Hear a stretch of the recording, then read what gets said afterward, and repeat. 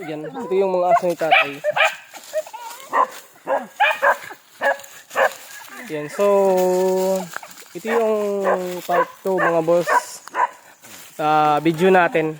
Ayan, so ipapakita ko rin sa inyo yung mga tanim na itinanim namin dito. Ayan, so bali papakainin muna namin yung mga aso. Siguro bukas na uuwi si tatay. Pero sa kamuli, Noy? Si Papa? Ikaw? Ako? Kas ka uli? Murag mga sunod ang adlaw pa. Sunod adlaw pa? Yan sa mga susunod na araw pa daw. Sunod Ayan. adlaw pa kay. Yung nandito pa. Mga gamit ka dito hipusunan. Yung nandito pa ako mga boss. Yan, nanganak yung kanding na to. Pero ngayon, buntis na naman. Malapit ng manganak. Ayan. So, bali ipapakita ko din sa inyo yung Madre de Agua dito ni tatay. Ayan. Ayan. Bali si Makoy sana yung maghatid.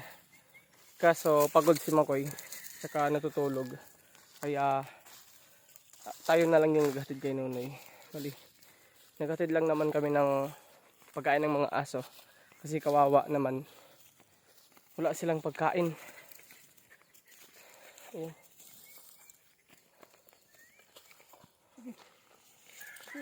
Nilakaw tayo mga alas 3 no? Alas 2. Yan yung estimate ko. Nale, dito. Umalis kami doon. Nasa 2:30 siguro. Yan, alas 5 na ngayon. Pero yung alas 5 dito sa amin mga boss, ano pa? Maliwanag pa. Ayan, tignan nyo.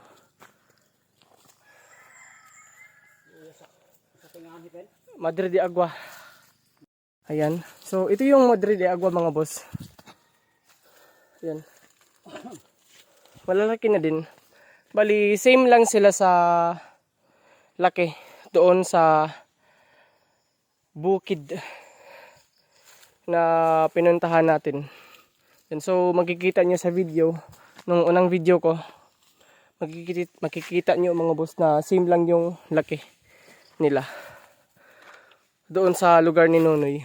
Yan, bali ano din to, 150 peraso. Pero hindi na to 150 lahat kasi yung iba namatay.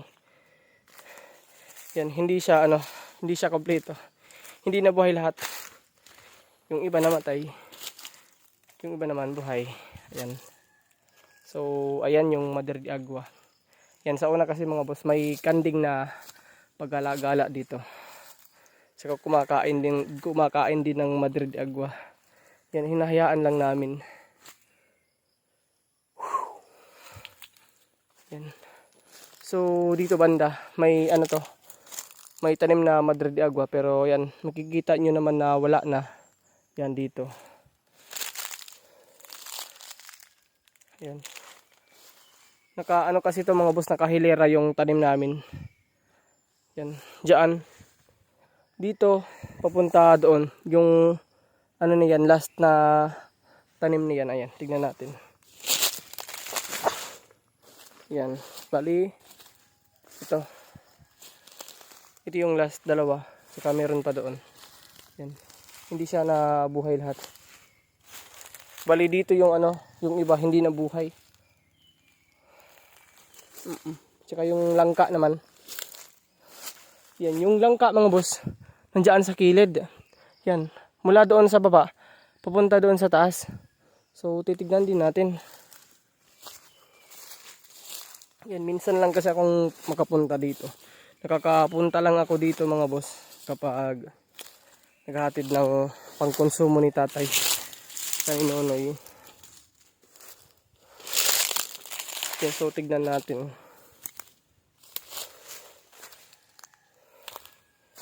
Tignan niyo yung lupa nagka-crack na.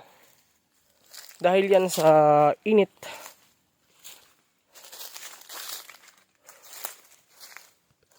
Yan, siguro kukunti lang din yung nabuhay sa langka. Langka na itinanim namin. Madami-dami din yun mga boss. Yan, ito yung mga palatandaan. Ipakita ko sa inyo. Yan.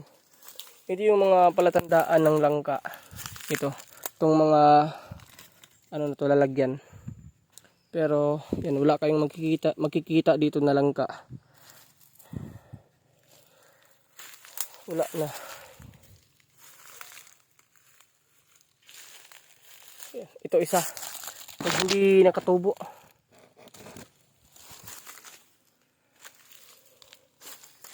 Dito wala na.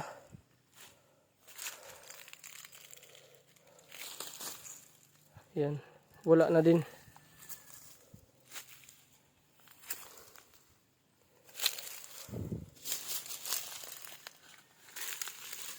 Ayan. Yan, hindi nabuhay lahat. Yan, ito, isa. Medyo malaki na. Yan, papunta, yung tanim namin mga boss, papunta doon sa taas. Kaso lang hindi na tayo makakadaan dyan. So, dito tayo dadaan. Tsaka may mga langka na hindi natanim. Kasi alam nyo mga boss, nung umalis kami dito sa bukid, nung pumunta na kami doon sa Bakhaw, may mga seeds kami na itinanim. Tsaka ilang months nabuhay yung mga dito itinanim namin na langka. Yan, ang daming kahoy ni tatay. Yan, si tatay lang mag-isa dito sa bahay niya. Yung kasama niya mga aso, ayun yung mga aso pinakain na. Yan, ito yung langka na sinasabi ko sa inyo. Kukunti na lang. Ayan, langka. Noy! Langka, nasa, si Nunoy, nasa baba na. Iniwan ako ni Nunoy. Miracle fruit guys. Yan, tingnan nyo, ang laki. Miracle fruit. Tsaka, alam nyo guys, tingnan nyo, yung lupa dito, kay tatay. Ganito, yung epekto, kapag walang ulan. Ayan, ito. Ano to? Lemon. Lemon. Ayan, malalaki yung lemon. Ayan. Lemon. Saka, ito naman yung inilagay namin na solar. Kay tatay. At, madami din yung ano dito guys. Madami din yung tanim ni tatay na saging. Yan.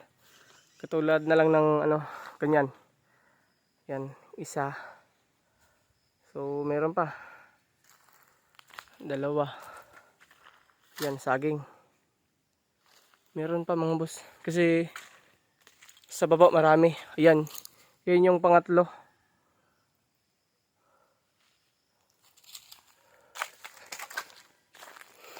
Yan, so, baba na ako. Kasi nandoon na si Nonoy.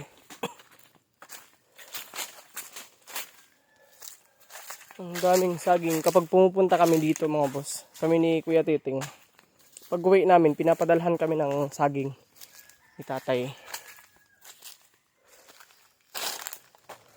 Yan. Mas ano doon, mas madami doon. Mas madami yung saging doon. Ito pa yung isa oh. Ayan kung napapansin nyo.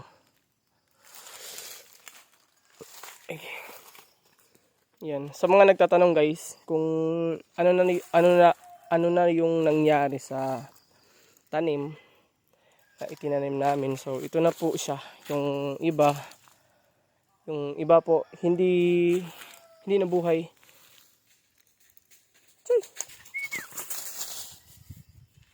Ito po yung Madre de Agua. Yan. Same lang po ito sa ipinakita ko sa unang video. Kaya ayun mga boss, ano na tayo, balik na tayo.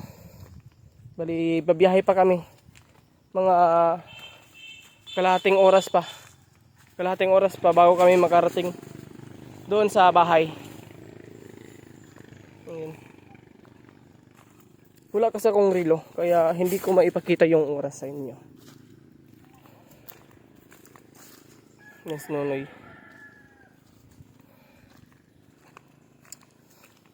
Ato na ta.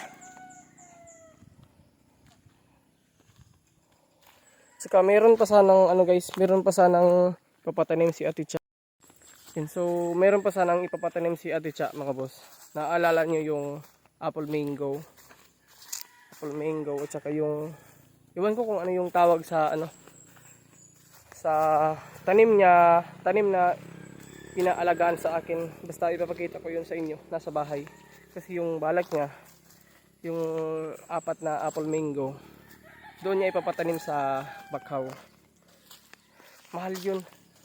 Maliliit pa, nasa ano na, nasa 10k yung bili niya. Kaya ayun, iningat-ingatan ko talaga na hindi mamatay kasi ang mahal ng tanim. Ito na Tanoy? Ito na ta? So uwi na kami guys.